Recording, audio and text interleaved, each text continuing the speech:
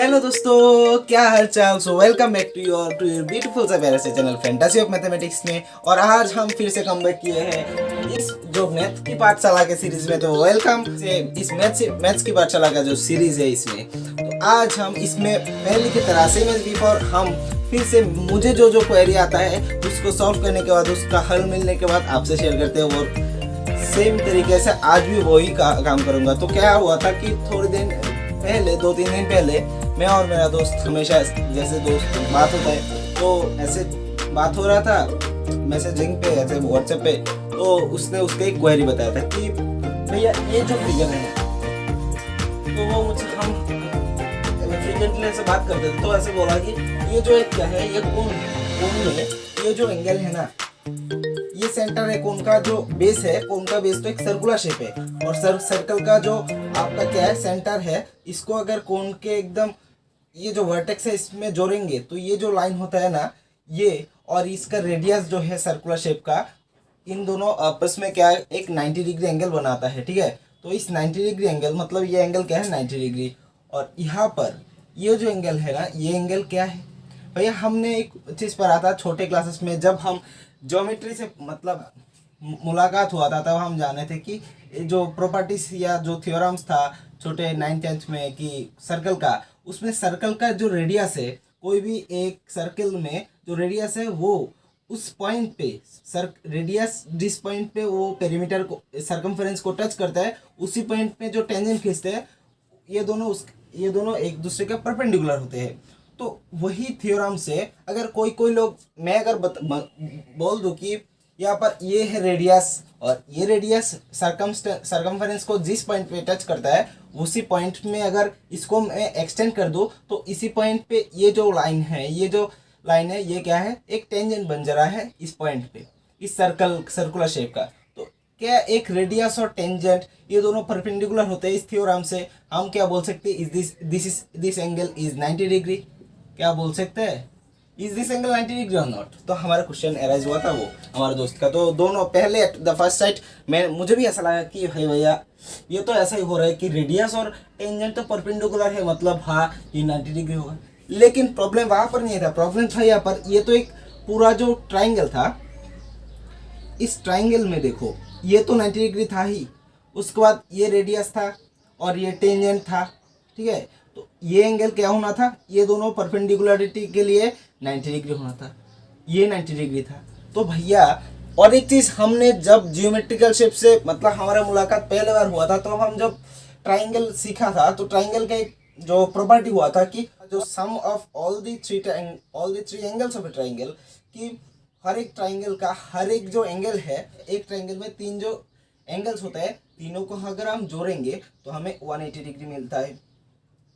तो 180 डिग्री। तो यहाँ पर ये भी एक ट्राइंगल है, तो हमें इन तीनों एंगल्स का जो सम है वो भी मिलना चाहिए 180 डिग्री। लेकिन यहाँ पर भैया ये तो 90 डिग्री हुआ, ये फॉर श्योर ये 90 डिग्री होगा ही। लेकिन यहाँ पर जब हमने देखा ऑब्जर्व किया ये 90 डिग्री हो रहा है, तो इस ट्राइंगल में क्या हो रहा है, अगर ये ए एंगल है, ये बी एंगल है और ये सी, तो ए और बी एंगल को जोड़ने से ही हमारा 180 मिल रहा है। तो प्लस अगर सी एंगल करेंगे, सी एंगल का भी कुछ वैल्यू होगा तो ग्रेटर देन 180 डिग्री हो जाएगा ना, this will be greater than 180 degree. तो ऐसा कोई ट्राइंगल इस दुनिया में पैदाइश नहीं हुआ, तो ये ट्राइंगल एग्जिस्ट ही नहीं करेगा। तो भैया ये बात क्लियर है, ज्योमेट्री तो गलत नहीं है, तो ये कहीं ना कहीं हम गलती कर रहे थे। तो वो गलती कहाँ पर पकड़ा जा रहा है वो देखो। अच्छा एक चीज बताओ, ये जो आपका कोण है, is this A 2D shape और 3D शेप? ये क्या, ये जो हम ज्योमेट्रिकली जैसे यहाँ पर बोर्ड में लिखे, बोर्ड क्या है एक 2D, इसमें लेंथ है और ब्रेड्थ है, मतलब 2 पैरामीटर पता है बोर्ड के सरफेस का। तो ये 2D चीज है। और ये यहाँ पर जो कोण है, कोण क्या है, ये 2D चीज है या 3D चीज है? तो एट द फर्स्ट साइड आप बोलोगे कि यार 2D, लेकिन यार आपको विजुअलाइज करो कि ये कोण क्या है। तो जैसे आपने छोटे समय में पढ़ा था कि कोण का अगर एग्जाम्पल देखे तो क्या होगा, वो होता है कि जो नया नवेला ब्राइड ग्रूम होता है, वो शादी करने जाता है, जो टोपा पहनता है वो टोपा, ठीक है, तो इस जगह को सिर पे बैठाता है। तो ये क्या है, इसका एक 3 पैरामीटर्स पता है हमें, ठीक है, तो इसका 3 पैरामीटर्स रेडियस पता है, ऐसे लंबाई मतलब हाइट पता है, और इसका मतलब ये जो तिरछी लंबाई है ये एकदम परपेंडिकुलर डिस्टेंस परपेंडिकुलर हाइट पता है, ये जो तिरछी लंबाई है वो भी पता है, और ये रेडियस पता है। तो इस एक कोण में हमें 3 पैरामीटर्स पता है, मतलब 3 चीज़ें फंडामेंटल पता है। तो इसलिए इसका जो हमें जो डायमेंशंस होगा, कितने डायमेंशन का, 3D डायमेंशन का, ये 2D नहीं होगा। In this case this diagram is of 3 dimension. तो यहाँ पर ये 3 डायमेंशन है। तो भैया हम तो पेपर में जो भी कुछ, पेपर में, बोर्ड में, ऐसे कोई भी सरफेस में जो भी कुछ लिखते हैं मतलब वो सरफेस 2D होता है। बोलो पॉइंट का तो कोई मतलब कोई डायमेंशन नहीं होता, लेकिन एक लाइन खींचो, लाइन का एक डायमेंशन, 1 डायमेंशन होता है। जैसे स्क्वायर, रेक्टेंगल, ऐसे पर पैरेललोग्राम, ये सब खींचते हैं तो इसके लेंथ ब्रेथ 2 पैरामीटर्स पता था, तो इनका 2D डायग्राम होता है। लेकिन एक सरफेस पे, एक प्लेन पे हम कभी भी 3D डायग्राम खींच नहीं सकते, उसको मतलब बना नहीं सकते प्रैक्टिकली, उसको विजुअलाइज कर सकते हैं। अच्छे अच्छे पेंटर बना देते हैं, लेकिन वो हम छू के नहीं देख सकते। जो भी चीज़ को 3D चीज़ कौन सा है, जिस भी चीज़ को, जैसे ये हमारे मेरा हाथ में जो ये मार्कर है, तो इसको हम छू सकते हैं, इसको मतलब फिजिकली इसको छू के देख सकते हैं ये कोई, तो इसको क्या बोलते हैं, इसको 3D बोल सकते हैं। ठीक है, इसको कोई भी 3 चीज़ पता है, तो इसलिए ये है 3D और 2D क्या है इसका डिफरेंस। तो सिंस ये 3D है, तो ये जो चीज़ है ना, इसका क्या एग्जांपल दूँ मैं, ये जो एक पेपर है ना, तो इसको अगर मैं ऐसे फोल्ड करूँ, हाँ ऐसे फोल्ड कर लेते हो,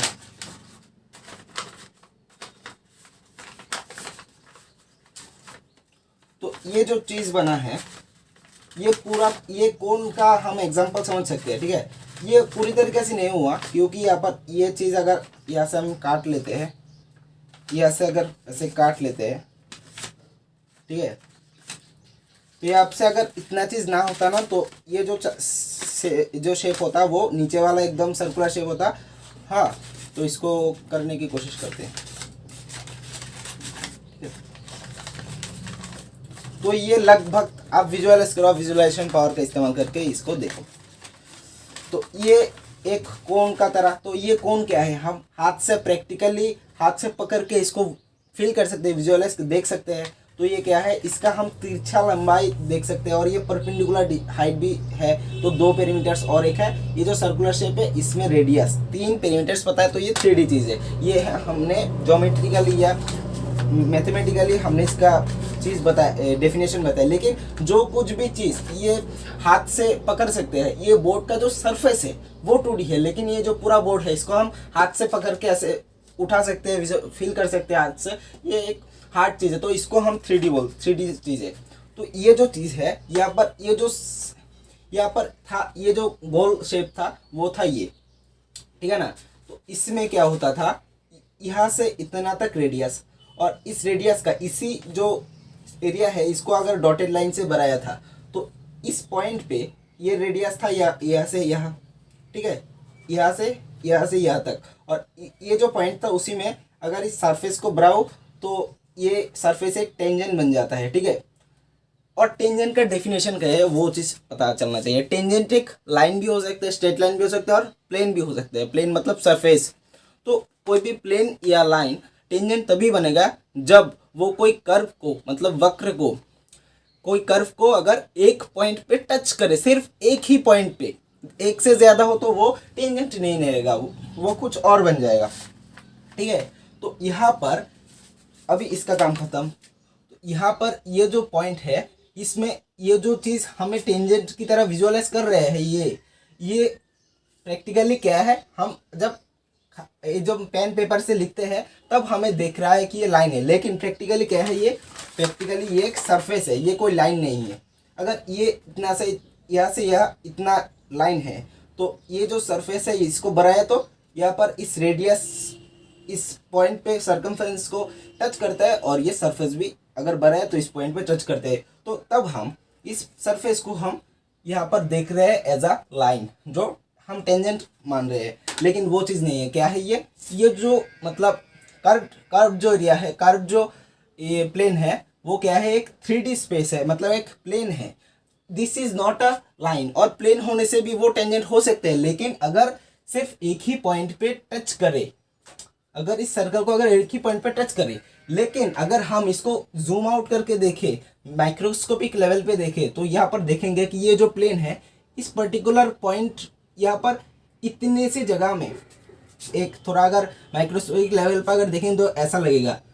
ये जो चीज, ये जो जगह है, इसको ही जूम आउट करके दिखाता हूँ, तो ये कुछ ऐसा बड़ा हो जाएगा। और यार यहाँ पर तो बहुत सारे पॉइंट्स है ना, बहुत सारे पॉइंट्स है, ठीक है। तो इतना बड़ा जगह अगर इस इतना जगह से इस पॉइंट से टच करे, तो मतलब कोई भी एक पॉइंट में नहीं टच करेगा, बहुत सारे इनफाइनाइट पॉइंट्स है। तो ये जो प्लेन है वो इन दिस केस टेंजेंट नहीं हो सकता।